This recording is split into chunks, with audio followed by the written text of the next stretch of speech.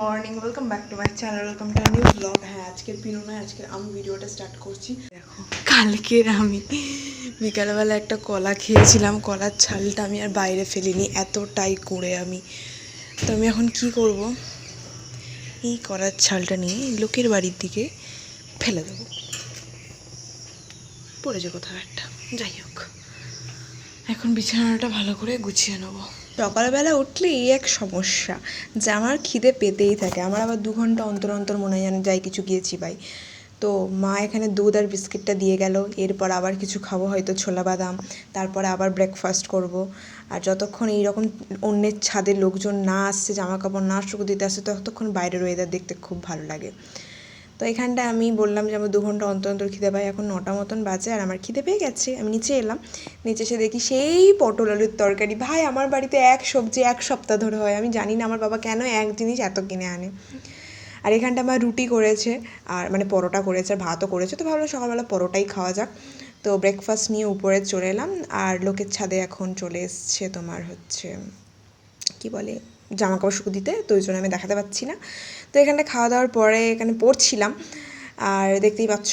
যাই হোক, তারপরে পড়তে পড়তে বাবা চলে এলো মার্কেট থেকে, আর দেখো বাবা কত কিছু এনেছে।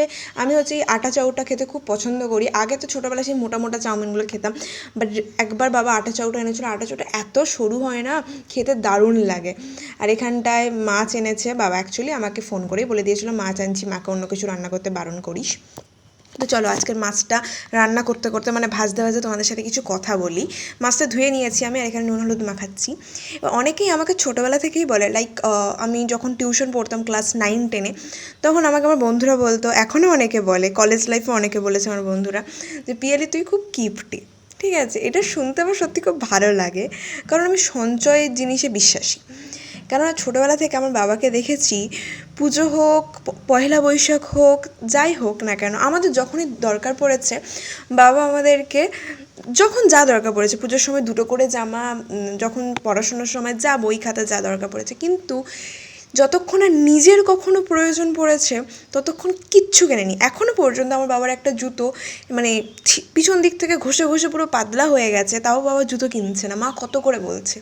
তো এগুলো দেখে বড় হয়েছি যেদিকে, তখন বাড়ির বড় মেয়ে হয়ে তো এটা মনে হয় যে আগে পরিবারের জিনিসটা পূরণ করি। এখন বাবার থেকে বাবা মায়েরটা বাবা মা করে নিতে পারবে।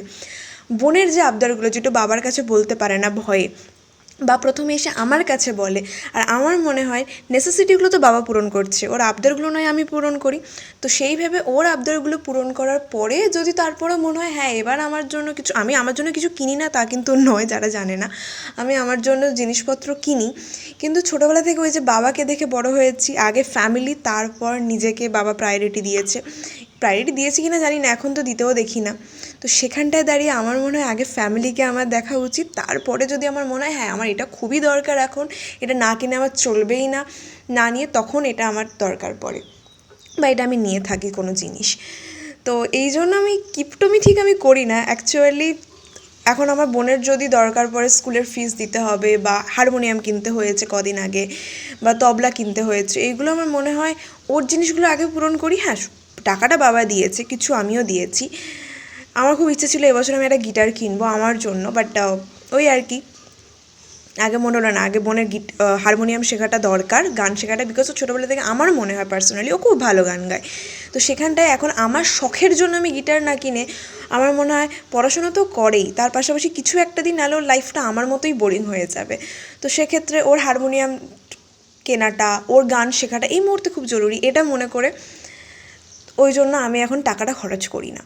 তো এই জিনিসগুলো বাবাকে দেখে বড় হয়েছে, তো তাই এই জিনিসগুলো আমার মাথাতে সবসময় ঘোরে, আগে পরিবার তারপরে নিজে। তো এই দেখো দুপুরবেলা মা রান্না করেছে কাঁঠালের দানা সিদ্ধ মাখা, যে জিনিসটা আমার একদম ভালো লাগে না। মানে আমি সব সবজি খাই, কিন্তু কোনো জিনিস যদি খুব খারাপ লাগে সেটা হচ্ছে এই জিনিসটা, আমার একদম খারাপ লাগে। তো যাই হোক, স্নান টান করে এখানে খাবারটা নিয়ে উপরে চলে এলাম, কারণ পিনু না থাকলে না আমার নিচে বসে খেতে একদম ইচ্ছা করে না, তখন আমি একা একা মোবাইল ঘাঁটতে ঘাঁটতে খাই, মানে ভিডিও দেখতে দেখতে। আর এই দেখো ঘুম থেকে উঠে দেখি তখন 6টা বাজে, আমি ঘুম থেকে উঠেছি, পিন্টু বাড়ি এসে গেছে, আমাকে একবারও ডাকেনি। এমন মেয়ে আমার সাথে কোনো সম্পর্ক নেই। কী করছে দেখো, দুষ্টু একটা।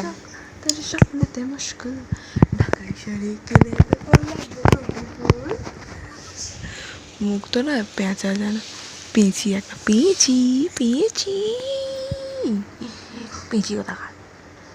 তো সন্ধ্যাবেলা আমার খিদে পাচ্ছিল, আর আমাদের বাড়িতে তো একটা দুটো ডিম কেনা হয় না, একটা করে ট্রে কেনা হয়, যেটা বড় জোর 10 দিন চলে।